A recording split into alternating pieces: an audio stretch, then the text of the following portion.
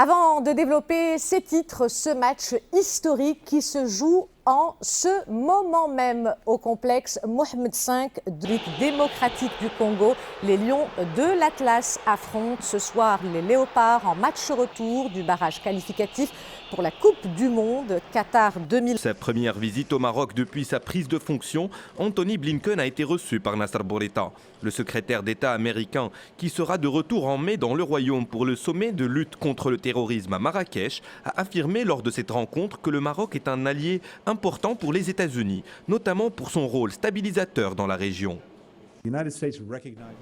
Les États-Unis reconnaissent le rôle important du Maroc pour la sécurité régionale et ses efforts pour la paix et la prospérité.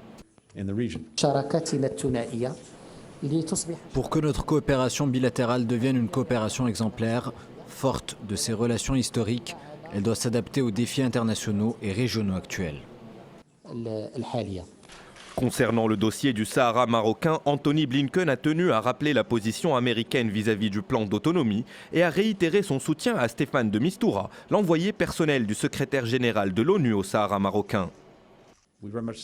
Nous soutenons les efforts de l'envoyé personnel du secrétaire général de l'Organisation des Nations Unies pour le Sahara pour arriver à un accord satisfaisant pour toutes les parties. Nous considérons le plan d'autonomie comme sérieux, crédible et réaliste. Anthony Blinken a également été reçu par le chef du gouvernement Aziz Akhnouch. Les deux parties ont fait part de leur détermination à poursuivre la coopération politique et économique. Les deux responsables ont ainsi évoqué les perspectives de développement des échanges commerciaux et d'encouragement des initiatives d'investissement. Avant de continuer à parler de cette visite, ce nouveau score, le Maroc mène pour l'instant 2-0 et la première mi-temps n'est toujours pas terminée. Et on va le voir en image. Voilà, on le voit. On va donc continuer à parler de cette visite avec notre consultant Zakaria Aboudahab, professeur de relations internationales à l'université Mohamed V de Rabat. Professeur, bonsoir. Alors, Anthony Blinken a réitéré le soutien américain au plan marocain d'autonomie. Le chef de la diplomatie américaine est attendu également en Algérie. Est-ce que ce déplacement dans la région peut avoir un impact sur l'évolution de cette question ?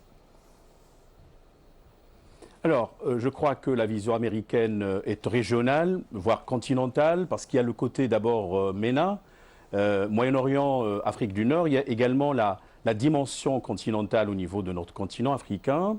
Et je crois que ce n'est pas la première fois que les États-Unis accordent un intérêt stratégique pour la région de l'Afrique du Nord et particulièrement ce qu'on appelle le Maghreb central, d'ailleurs le Maroc, l'Algérie et la Tunisie. Ça rappelle un peu l'initiative Eginstadt qui a été d'ailleurs lancée par les démocrates fin des années 90 sous le mandat de M. Bill Clinton. Donc aujourd'hui le contexte est certes différent, relations avec l'Algérie rompues, Maroc-Algérie, mais il y a une dynamique nouvelle, d'abord dans le cadre des accords d'Abraham.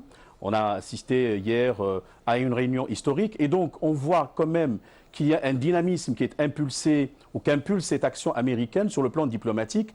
Elle est multidirectionnelle, ce qu'on peut espérer que l'Algérie ne s'isole pas davantage par rapport à la communauté internationale quand on voit un soutien quand même suffisamment critique apporté au plan marocain d'autonomie, que ce soit par des pays européens, que ce soit même par les membres du Conseil de sécurité. Donc on peut escompter cela, mais je crois qu'il va falloir attendre beaucoup de temps pour voir éventuellement une atténuation de la position du régime algérien aujourd'hui à propos du Sahara marocain.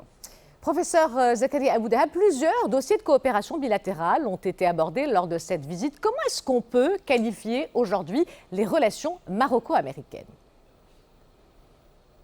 Ce sont des relations exceptionnelles qui puisent dans l'histoire et dans leur évolution. Nous sommes deux pays atlantiques, vous voyez.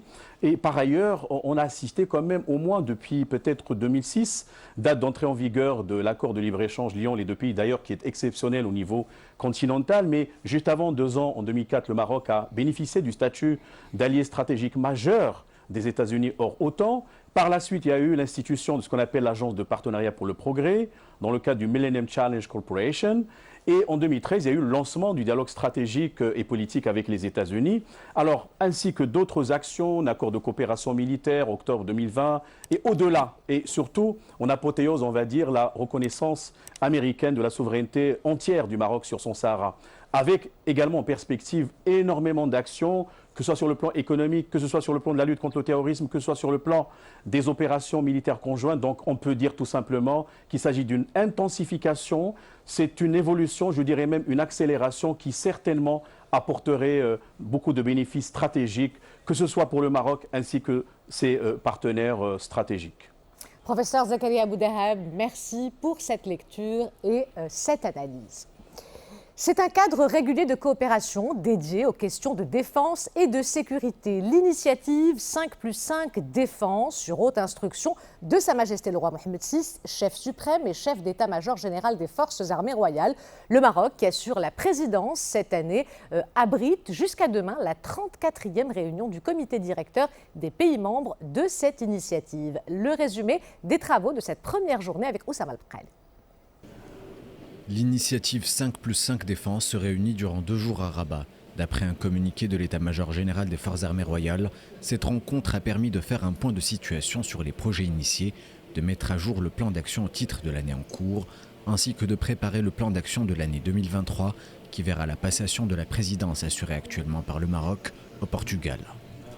Cette réunion a permis d'analyser les derniers développements de la coopération en matière de surveillance maritime, de sûreté aérienne, de la contribution des forces armées à la protection de la population civile en cas de catastrophe naturelle, ainsi que dans les domaines de la formation et de la recherche académique.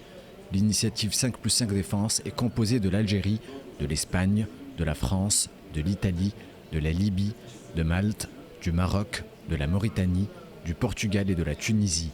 Elle constitue un cadre régulier de rapprochement et de coopération dédié aux questions de défense et de sécurité et représente ainsi un canal de dialogue important dans le contexte des défis sécuritaires communs à la région. Avant d'ouvrir la page internationale, cette opération, les gardes-côtes de la Marine royale en patrouille en Atlantique en collaboration avec un avion de surveillance maritime ont avorté une opération de trafic de stupéfiants ce matin au large d'El Jadida. L'opération a permis d'appréhender 6 trafiquants, dont 3 de nationalité espagnole, et saisi plus de 12 tonnes de résine de cannabis. À l'international, l'Ukraine propose d'adopter un statut neutre en échange de garanties de sécurité dans le cadre d'un accord de paix avec la Russie, ce qui constitue les propositions de sortie de crise les plus concrètes depuis le début de la guerre. La proposition de l'Ukraine signifie qu'elle n'adhérerait à aucune alliance militaire et qu'elle n'hébergerait pas de base militaire étrangère sur son sol, ont dit les négociateurs ukrainiens. Kiev propose aussi une période de consultation de 15 ans sur le statut de la Crimée, annexée par la Russie en 2014. Cette consultation ne pourrait toutefois débuter qu'avec un cessez-le-feu complet sur le terrain, ont précisé les négociateurs ukrainiens, qui ont jugé également que ces propositions étaient suffisamment étoffées pour permettre la tenue d'un sommet entre les présidents ukrainiens et le président russe Vladimir Poutine. C'est une hausse des prix qui s'est traduite par un changement dans le comportement des automobilistes et des professionnels du transport. Face à la flambée du baril de pétrole sur le marché international, ils sont de moins en moins nombreux à faire le plein. Et pour atténuer l'impact de la flambée, le gouvernement a décidé d'octroyer une aide financière directe aux transporteurs. Mais ces derniers, on va l'entendre, appellent à l'ouverture d'un dialogue pour des mesures durables et plus efficaces. Plus de détails avec Sarah Jabri. Depuis plusieurs jours, les prix des carburants ont maintenu leur tendance haussière. À Casablanca, ce matin, les stations-service affichaient plus de 14 dirhams pour 1 litre d'essence et 12,96 pour le gasoil. Cette hausse pèse très lourd sur les charges des automobilistes et professionnels du secteur des transports. C'est inacceptable, il est devenu très difficile pour les citoyens de joindre les deux bouts. Plusieurs ont décidé de garer leur voiture et utiliser les transports en commun. Les prix sont exorbitants et nous ne pouvons pas augmenter nos tarifs parce que nos clients ne sont pas en mesure de payer ce qu'on leur demande. 100 ou même 200 dirhams de carburant ne suffisent plus à alimenter cet engin. C'est trop. Avant, je consommais 100 dirhams d'essence quotidiennement. Ça a doublé aujourd'hui avec ces tarifs. Je ne fais quasiment